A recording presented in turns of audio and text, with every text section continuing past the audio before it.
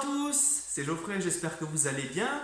Alors, aujourd'hui, je vais parler de l'eau, de la boisson, de qu'est-ce qu'on peut boire en général quand on fait une chrononutrition, paléodiète, cétodiète.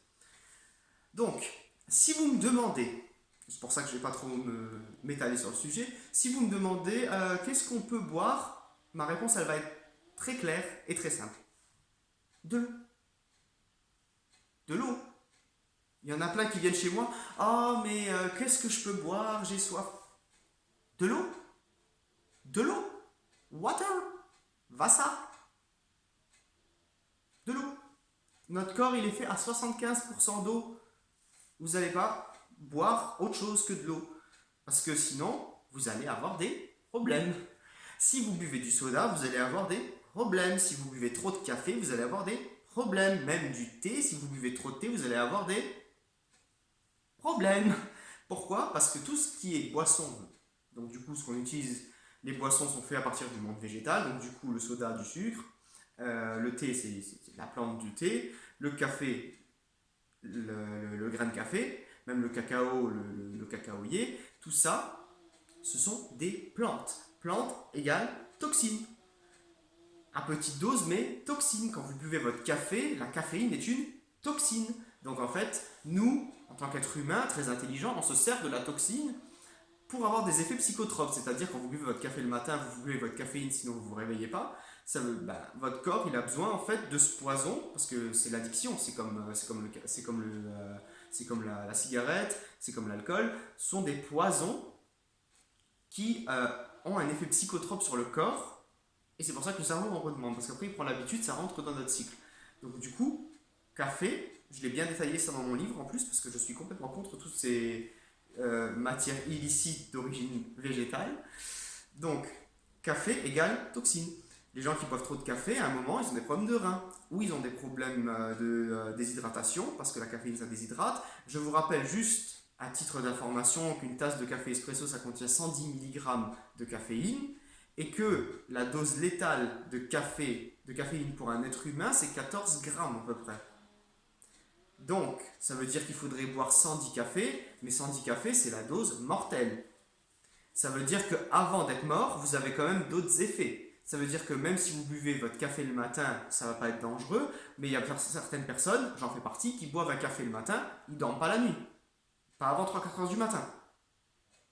Et je parle bien 24 heures après. Hein. Je ne parle pas dans la matinée si je bois un café à 8 heures et je me couche à 10 heures. Je parle si je bois un café à 6 heures du mat et que je vais me coucher à 10 heures du soir. Je suis resté réveillé jusqu'à 3 heures du matin. Voilà, donc ça existe.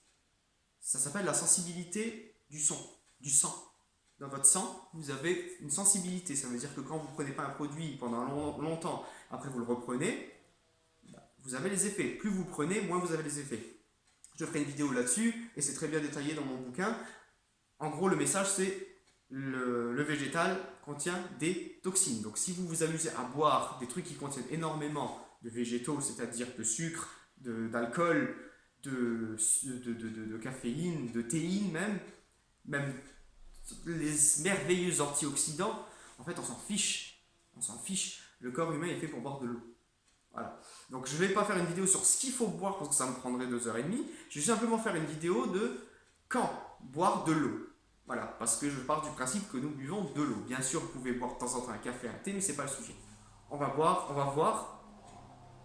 comment on va placer notre eau dans la journée. Parce que ce qu'il faut savoir, et j'amène le sujet, c'est que quand vous faites un régime type chrononutrition, tout ce qui est low carb, paléo, céto, vous diminuez vos apports en glucides, vous mangez, comme je l'ai fait dans une autre vidéo, vous mangez un truc extrêmement condensé.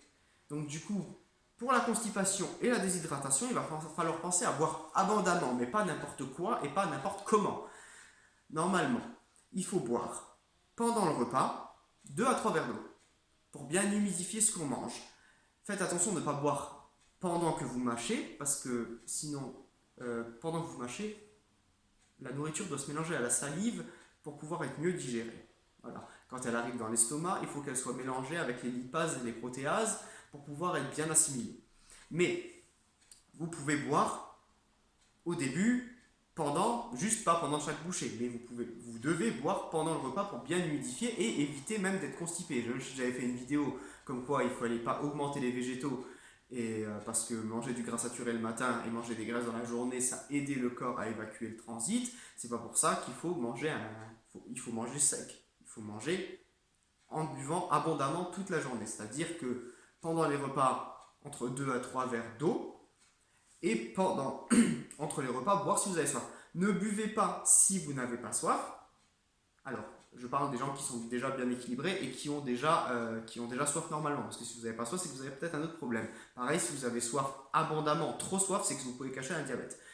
Mais les gens qui ont soif à 1,5 litre, 2 litres, 2,5 litres d'eau, voire 3 litres par jour, s'ils se dépensent beaucoup, c'est normal. Mais cette eau-là, il faut la boire pendant le repas. Et comme je disais, évitez de boire si vous n'avez pas soif. Parce que si vous buvez quand vous n'avez pas soif, je ne sais pas si vous avez déjà fait l'expérience, si vous buvez quand vous n'avez pas soif, comment dire, vous allez perturber l'équilibre des électrolytes. Les électrolytes, c'est le sodium, potassium, c'est tous les petits ions qui traînent dans l'eau et qui doivent être en équilibre dans votre corps. Et bien, si vous buvez quand vous n'avez pas soif, vous allez perturber l'équilibre. Mieux vaut boire 1 litre, si vous avez soif, vous buvez 1 litre d'eau tout de suite. Vous buvez vraiment abondamment, voire plus que la soif. Et après, vous laissez votre corps gérer pendant un moment. Parce que si vous buvez toute la journée des petites quantités, et je pense que si vous faites attention, vous le remarquez, vous allez commencer à avoir mal à la tête, vous allez commencer à avoir la bouche sèche et vous allez commencer à être déshydraté.